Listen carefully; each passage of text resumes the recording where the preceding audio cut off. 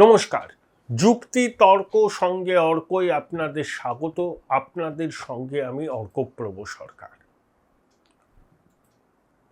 একটি ইংরেজি দৈনিকে উত্তর সম্পাদকীয় নিবন্ধ লিখেছেন পশ্চিমবঙ্গ সরকারের অর্থমন্ত্রী, বিশিষ্ট শিক্ষাবিদ, প্রাবন্ধিক, সাংবাদিক ডক্টর স্বপন দাশগুপ্ত। বহু মানুষের মনের কথা বলেছেন। উদাহরণ দিয়ে ডক্টর দাশগুপ্ত বলেছেন, তিনি যে রাসবিহারী কেন্দ্র থেকে জিতেছেন, সেখানে এমন দু একটি ওয়ার্ড ছিল যে ওয়ার্ডে সেভাবে প্রচারই করতে পারেননি। যদিও নির্বাচন কমিশনের তৎপরতার জন্য গুটি কয়েক দলীয় কর্মীকে নিয়ে সেই ওয়ার্ডগুলোতে প্রচার করেছিলেন।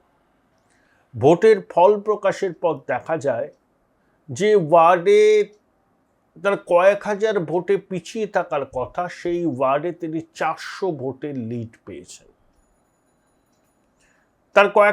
তার এক দু সপ্তাহ পরে ওই ওয়ার্ড থেকে তাকে আমন্ত্রণ জানানো হয় সম্বর্ধনার জন্য, ফেলিসিটেট করা হবে। ডক্টর দাশগুপ্ত লিখেছেন, অবাক বিস্ময়ে আমি লক্ষ্য করলাম যারা প্রতিষ্ঠিত তৃণমূলের ক্যাডার, হারমা, তোলাবাজ, তারা একেবারে রাতারাতি মানে 4 মে বেলা 12টার পর বিজেপি হয়ে লম্পঝম্প করছে। কেউ ডক্টর দাশগুপ্তর সঙ্গে সেলফি তুলতে চাইছে। সে এক বিচিত্র ব্যাপার। এটা হচ্ছে 12টার পর, 4 মের পর অনেকে বিজেপি হয়ে গেছেন। তারা এলাকায় নিয়ন্ত্রণ কায়েম করবার জন্য এলাকার বিজেপি বিধায়ককে ডাকছেন, সম্বর্ধনা দিচ্ছেন। আর স্বপন দাশগুপ্তর মতো হেভিওয়েট হলে তো কোনো কথাই নেই। এই সংস্কৃতির তীব্র নিন্দা করেছেন ডক্টর দাশগুপ্ত। তিনি এটাও বলেছেন যে রাজনৈতিক দলকে তার ভিত প্রসারিত করতে হয়, জনভিত্তি বাড়াতে হয়। তার জন্য কিছু কিছু পদক্ষেপ দরকার, কিন্তু সবকিছুর মধ্যে একটা ব্যালেন্সের ভীষণ দরকার। যে ছাঁকনির প্রয়োজন,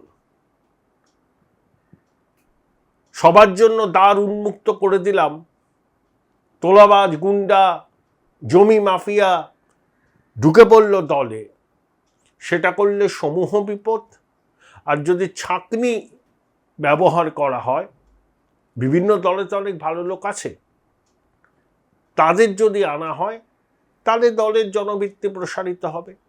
কঠিন কাজ, শক্ত কাজ, কিন্তু অসম্ভব নয়। এখনো পর্যন্ত বিজেপি দরজা খোলেনি। বহু নেতা পূর্বতন জমানায় চর্ব চস্য লেজ্জ পেয় করেছেন তোলামূলের সঙ্গে থেকে। নানা বন্দি ফিকির আছিলায় তারা বিজেপি নেতাদের ফিলার পাঠাচ্ছেন, নানা রকম টোপ দিচ্ছেন, যাতে তাদেরকে বিজেপি ইকোসিস্টেমের মধ্যে সামিল করা যায়। এখনো সুখবর হলো, এই উদ্যোগ খুব একটা এখনো সাফল্য পায়নি। কিন্তু ভবিষ্যতে দরজা যে হাট করে খুলে দেওয়া হবে না, এই গ্যারান্টি কে দেবে?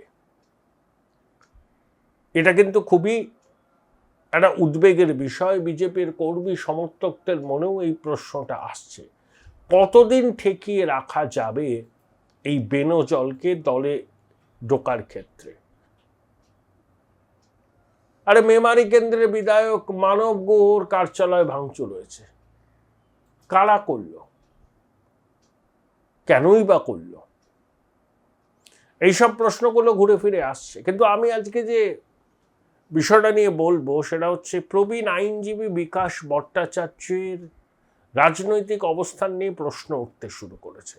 তার আগে আপনাদের সনির্বন্ধ অনুরোধ, চ্যানেল সাবস্ক্রাইব করবেন, থ্যাঙ্কস বাটনে ক্লিক করতে ভুলবেন না।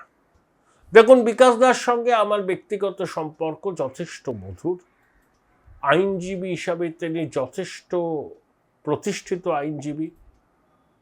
বহু মানুষ আইনি পরামর্শ নেবার জন্য তার দ্বারস্থ হন এবং নিখরচায় বহু মানুষকে তিনি আইনি সহায়তাও দেন। কিন্তু বিকাশবাবুর বিগত 1 মাস তার বিভিন্ন মন্তব্য, তার কিছু ভূমিকা পাবলিক ডোমেনে অনেক প্রশ্ন তুলে দিয়েছে। প্রথম কথা, বিধাননগরের ভাইপো যাকে এসটিএফ এবং বিধাননগর পুলিশ গ্রেপ্তার করেছে, সেই দেবরাজ চক্রবর্তী এবং তার স্ত্রী অদিতি মুন্সির হয়ে আদালতে সওয়াল করেছিলেন বিকাশ ভট্টাচার্য। দেবরাজ যে নিয়োগ দুর্নীতিতে অন্যতম অভিযুক্ত, এটা বিকাশবাবু জানতেন না তা তো নয়।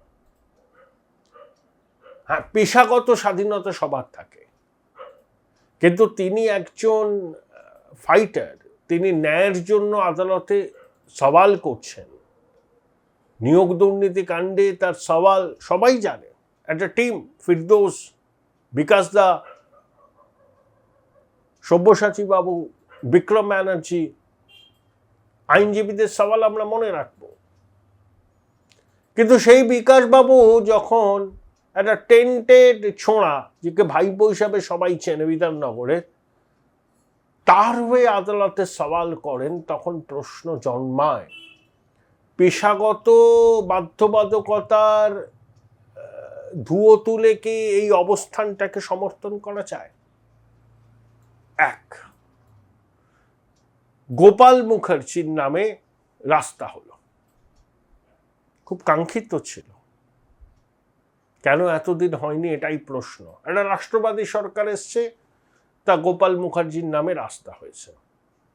তা বিকাশবাবু বলেছেন গোপাল মুখার্জি গুন্ডা ছিলেন। বাহ, বলে দিলেন। মানে রাষ্ট্রবাদী ধ্যান ধারণার সঙ্গে যারা যারা যুক্ত, তাদেরকে ব্যক্তিগত আক্রমণ করে আপনারা কি পান, কি সুখ পান? তোলামূলের নায়ক ছোট ভাইপোর হয়ে আপনি আদালতে সওয়াল করছেন, আর গোপাল মুখার্জির জন্য হিন্দু নরসংহার বন্ধ হয়েছিল, তাকে আপনি গুন্ডা বলে দিলেন।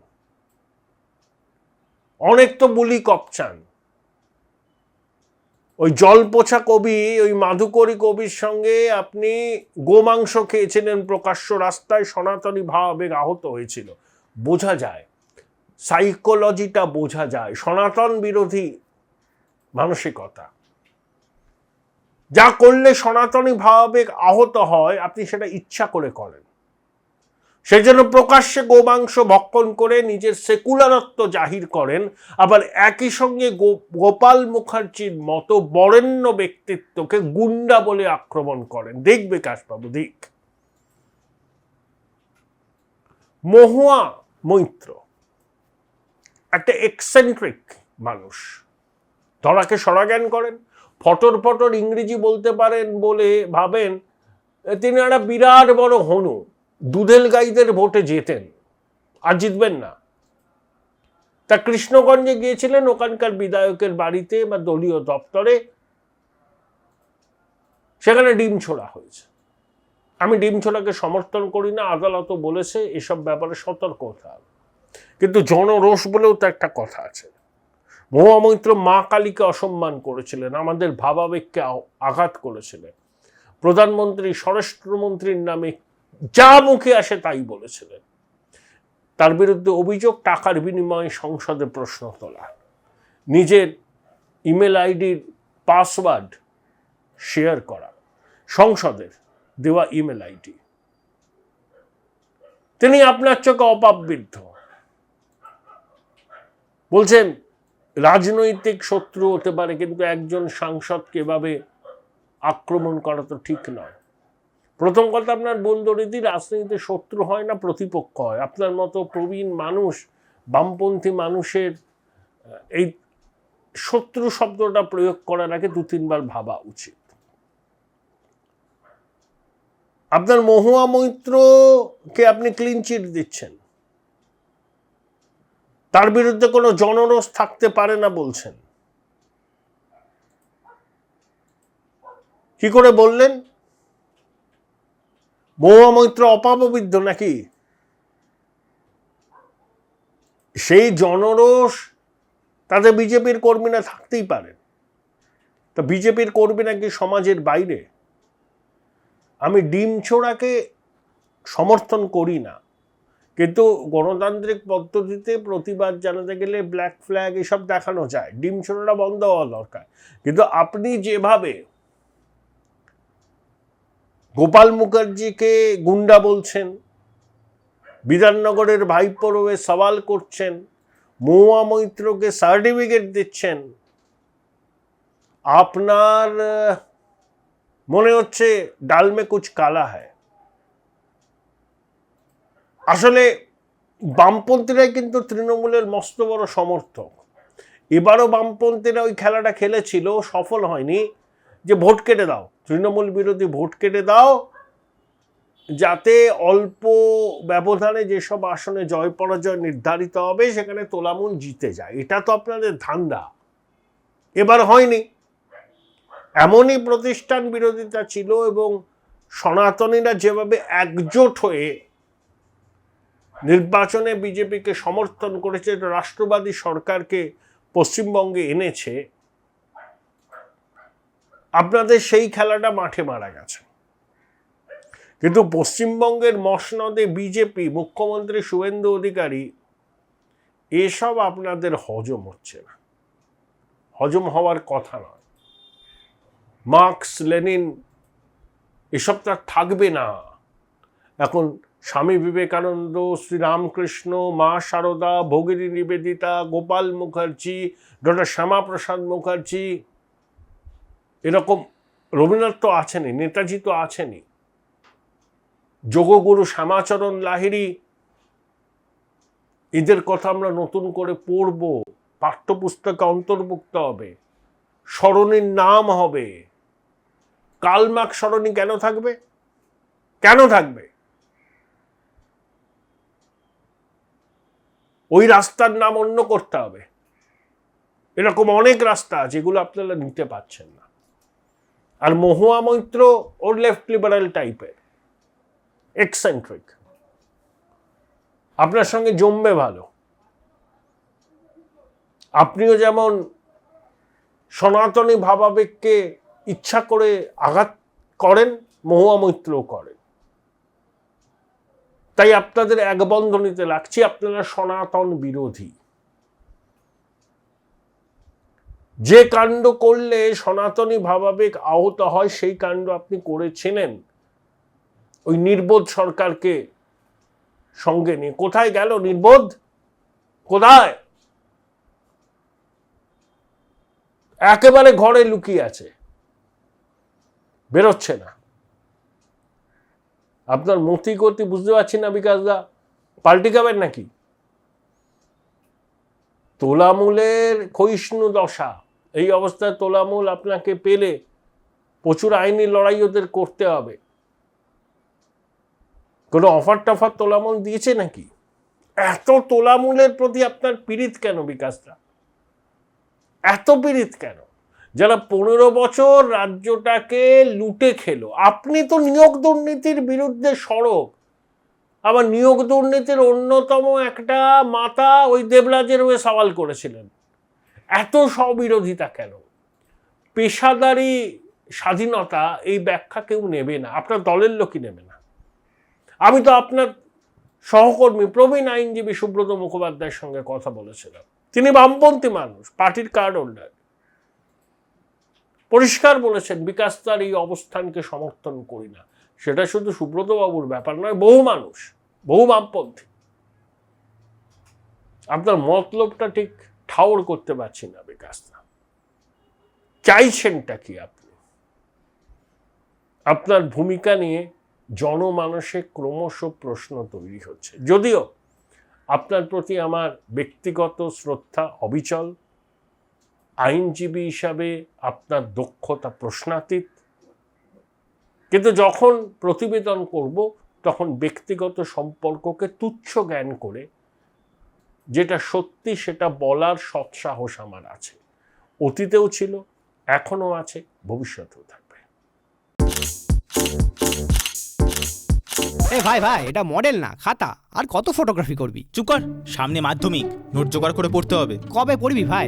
গ্যালারি তো নোটের লাইব্রেরি আর স্টোরেজে পিডিএফ এর ছড়াছড়ি। দূর, কোনটা পড়বো কোনটা ছাড়বো কিছুই তো বুঝতে পারছি না। আরে তাহলে মৌলিক লাইব্রেরির বই পড়। ওদের সম্রাট এক্সক্লুসিভ সাজেশন বইগুলোতে পাবি সমস্ত গুরুত্বপূর্ণ এমসিকিউ, এসএকিউ ও বড় প্রশ্ন একেবারে উত্তর সহ।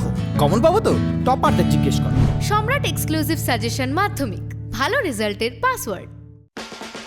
উচ্চ মাধ্যমিকের পর উজ্জ্বল ভবিষ্যৎ গড়তে NCHMCT পর্যটন দপ্তর, ভারত সরকারের hospitality and hotel management, Paschimbanga সরকারের মাকাউটের BBA BCA, fashion design, aviation tourism, culinary arts পড়ো SBI HM কলেজে। স্টুডেন্ট ক্রেডিট কার্ড ও ব্যাংক লোন পাবে SBI HM এ পড়লে। কোর্সের শেষে SBI HM দেশ ও বিদেশে চাকরির ব্যবস্থা করে থাকে।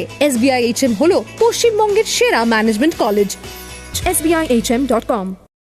বোলপুর শহরের কোলাহল থেকে মাত্র 20 মিনিট দূরেই রয়েছে সুন্দর রিসর্ট, যেখানে পেয়ে যাবে স্পেশিয়াস আর এস্থেটিক্যালি ডিজাইন রুম। তোমরা যারা গ্রুপে যাও তাদের জন্য আছে কমফোর্টেবল গ্রুপ স্টে অপশন, আর কাপলদের জন্য রয়েছে লাক্সারিয়াস সুইট রুম, তার উপর আবার ফ্ল্যাট 10% অফ। এখানে প্রকৃতির মাঝে তোমরা পেয়ে যাবে একটা সুন্দর সুইমিং পুল, ছোটদের জন্য প্লে এরিয়া আর একটা এস্থেটিক সেলফি কর্নার। প্রপার্টিটা পুরোটাই পেট ফ্রেন্ডলি, আর এখানে আছে অনেক কিউট ছোট ছোট র্যাবিটস। সকালের ব্রেকফাস্ট থেকে ডিনার পর্যন্ত পেয়ে যাবে একদম হোমলি কমফর্ট ফুড, যা এক কথায় অসাধারণ। বেঙ্গলি কুইজাইনের সাথে সাথে পেয়ে যাবে চাইনিজ আর নর্থ ইন্ডিয়ান অপশন। বিকেলে বনফায়ারের আলো, বন্ধুদের সাথে আড্ডা আর খোলা আকাশের নিচে গ্রাম বাংলার হাওয়া, পুরোটাই এক অপরূপ অনুভব। তাহলে বলো তোমরা কবে প্ল্যান করছো এই পিসফুল এসকেপটা? And don't forget to follow miss cupcake for more such travel updates.